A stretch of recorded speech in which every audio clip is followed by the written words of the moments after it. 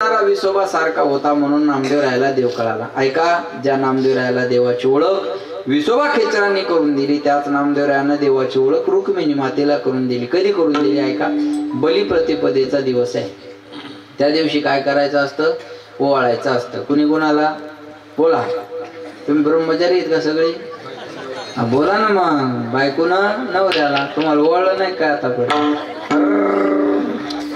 जाऊ दे, आता येणारी बलिप्रतिपदा लक्षात ठेवा. बलिप्रतिपदा आली, बायको म्हणायचं ऐ प्रतिपदा, तिलाच ओवाळायचं नाही का? ऐकली तर ठीक आहे, नाही ऐकली तर भांडायचं नाही. आपणच ताट करायचं, कणकीचा दिवा करायचा, देवळीत ताट ठेवायचं आणि मान फिरून घ्यायची. बस, येते कोणाचे चाले ना. बरोबर आहे ना? का बायाच्या तोंडाला लागायचं नाही. बायाच्या तोंडाला लागायचं नाही. त्या उपवाशी राहतील पण बिना बोलण्याच्या राहणार नाही, बिना भांडण्याच्या राहणार नाही. लक्षात घ्या. पण मला बऱ्याच दिवस कळत नव्हतं लोक पेट्रोल भरताना बायकोला पंपाच्या बाहेर का सोडतात. बऱ्याच दिवसांनी लक्षात आलं तिथे लिहिलेलं असतं आग लावणाऱ्या वस्तू दूर ठेवा. झाल्यावर कळते माणसाला आता काय करणार. बरोबर आहे.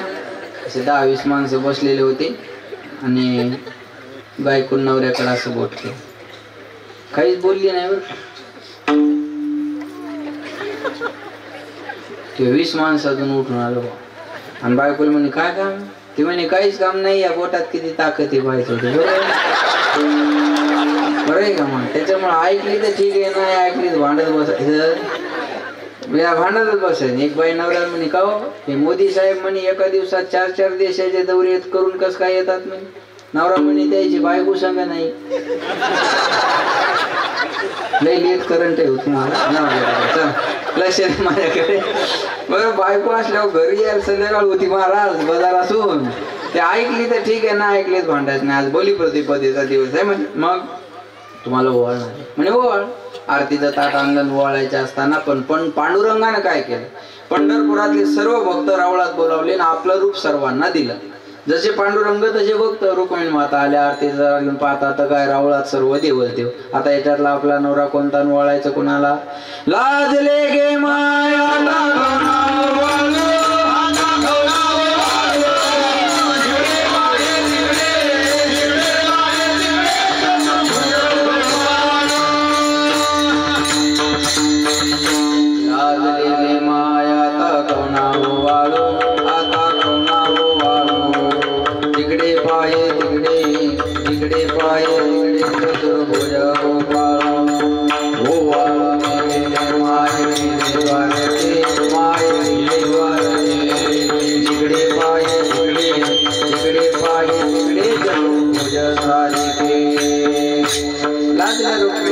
त्याचं वर्णन काकड्याच्या अभंगात सपकाळ बुवा. अरे काकडा म्हणजे काय? झोप येत नाही म्हणून आहे का? त्याला या घटना घडलेल्या आहे. पण काकड्याचं अवघड आहे. आता ज्याला काकडा पाठ आहे त्याला उठायचा काटाळा, आणि ज्याला येत नाही त्याला झोप येत नाही. तुम्ही पाहा, ते उठवणारे असे 3 वाजतापासून जागे असतात आणि म्हणणार झोपत ते मर्रे दमरे जायचं. बरोबर आहे ना? उठत नाही महाराज. आता काकड्याला असा आवाज गोड ऐकाय मिळाला तर गाव गोळा होईल ना. पण हा माल काकड्याला भेटतो का? किंवा हरिपाठाला बी नसतो माना. हा असतो नाही नाही असं सांग. बरोबर आहे ना? हा काकड्याचा माल हा नाही, हा तर अजिबातच नाही. बरोबर आहे का? काकड्याचा आवाज एक कोंड कोंड धरी कौरक धरतो मोकळा काय काय. पण जे काकडा करतात त्याच्यासाठी एकदा जोरदार टाळ्या. नाही जरी तुझ मधुर उत्तर दिधला सुस्वर नाही देवे नाही तयावेन भुकेला विठ्ठल येईल तैसा बोल रामकृष्ण. काही म्हणतात आम्ही रागात गातो. रागात गाण्यापेक्षा अनुरागात गा. काही म्हणतात आमची नेमाची वारी आहे. म्हणतो काय कुणाला? नेमाची वारी केल्यापेक्षा प्रेमाची वारी करा. आणि काकडा करणारी मंडळी देवावर जीवापेक्षा प्रेम करणारी असते. सोपी आहे 4 वाजता. अहो 4 वाजताची झोप मोडणं काही सोपी आहे का? आम्ही कीर्तन असलं 4 वाजता उठायचं म्हणलं. आता मला सकाळी नाशिकला आहे, मी आता रात्री जाणार. हो का? ते जायला 4 वाजलेले परवडले, पण ते पुन्हा झोपल्या उठा वाटत नाही माणसं. ही मंडळी उठते महाराज. ही जुनी खेड्या गावातली संप्रदायातली मंडळी हे ना जपून ठेवले देवावर प्रेम. काकडा त्याचं वर्णन आलेलं आहे. नामदेवराय लक्ष द्या माझ्याकडे. रुक्मिणी माता लाजल्या, कुणाला ओळायचं तेवढ्यात नामदेवराय आले. नामदेवराय लाडके होते, यायला उशीर झाला. रुक्मिणी माते नामदेवरायला आवाज दिला, ओ नामदेवा तुम्हाला बी उशीरच झाला, हरिपाठाला नव्हते तुम्ही. हा, नामदेवराय लाडके होते ना, लाडके असल्यामुळे उशीर झाला. तिथं इथं तिथं सारखंच झालं. बरोबर. रुक्मिणी मातेने आवाज दिला, विचारला आपला देव कोणता आहे तेवढा ओळखून दाखवा. नामदेवराय म्हणले हळू बोला, इम्प्रेशन डाऊन होण्याचा प्रश्न आहे. नवरा ओळखता येऊ नये याच्यापेक्षा लाजीरवाणी गोष्ट जीवनात आहे का? अरे म्हणजे मला खरंच ते ओळखायला आहे ना. नामदेवरायाने सर्वांकडे पाहिलं, सर्व दिसायला सारखे होते, पण एका ठिकाणी थोडा गोळ झालता, मिस्टेक झाली होती. काय गोळ झालता बघा. सर्व दिसायला सारखे, पण भृगु ऋषीनं मारलेली छातीवरची लात आणि त्या लातेचा जो ठसा होता तो एकट्या भगवंताच्या छातीवर होता, बाकीच्या सोंगाड्याच्या नव्हता. नामदेवराय म्हणले आई साहेब ते कोपऱ्यातलं गिराईक आपलं आहे. विष्णुदास नामायने दाविली गुण, विष्णुदास नामायने दाविली गुण, विष्णुदास नामायने दाविली गुण. वैजयंती माला विष्णुदास नामायने दाविली गुण, विष्णुदास नामायने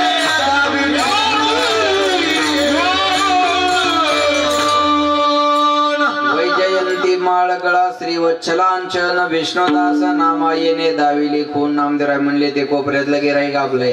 रुक्मिणी माता ताट घेऊन निघाल्या, पण घाबरतच. नामदेवरायकडे पाहायच्या, तिकडे पाहायच्या, नामदेवरायकडे पाहायच्या, तिकडे पाहायच्या. नामा रॉंग नंबर लागला तर अवघड होईल बरं. अहो ते काय भाऊबीजीचं ताट थोडंच आहे, प्रतिपदेचं ताट आहे ना. प्रतिपदेचं ताट दुसरीकडे गेलं तर पातिव्रत्य धर्म नष्ट होईल ना.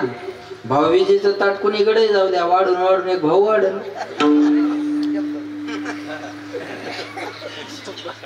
चुकून भाऊबीजीचं ताट दुसरीकडे गेलं तर चुलत भाऊ म्हणता येईल. चुकून प्रतिपदेचं ताट दुसरीकडे गेल्यावर चुलत नवरा म्हणता येईल का? नाही ना. हे बघा, राष्ट्रपती, उपराष्ट्रपती, मुख्यमंत्री, 2 उपमुख्यमंत्री, खुर्द आणि बुद्रुक, बरोबर आहे ना. सरपंच, उपसरपंच, सभापती, उपसभापती, पती, उपपती, अशी आपत्ती जाणू नको, बरोबर आहे. जमत नाही म्हणे ऐसा बिंदास्त जा. वैजयंती माळगळा श्री वत्सलांचन विष्णुदास नामायेने दाविले कोण केली ठावे संतांनी बरवे झालो शरण गेलो उगविलो संकटी आणला ही रूपा बळे करुणी कळे हरिदासी तुका म्हणे समागमी नाचू प्रेमे लागलो बरवे झालो शरण गेलो उगविलो संकटी